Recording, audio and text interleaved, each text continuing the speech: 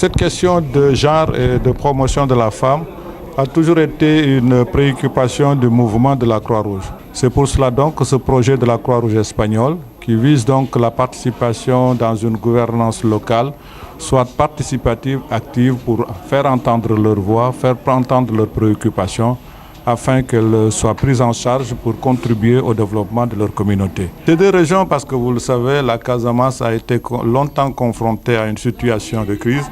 Heureusement, Dieu merci, les sorties se précisent et nous espérons, comme l'a dit le président Diao, que la paix revienne. Parce que ce n'est que dans la paix que l'on puisse bâtir une nation, que l'on puisse mener des actions pérennes.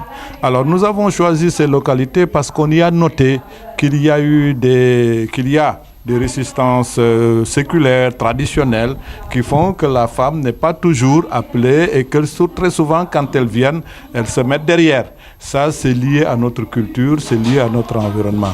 Nous ne luttons pas contre cela, mais nous essayons de favoriser progressivement une émergence de la femme. Et comme je le disais, on dit souvent la prise de parole. Moi, la prise de parole, elle est très simple. Moi, c'est ce que j'appelle la libéralisation de la parole.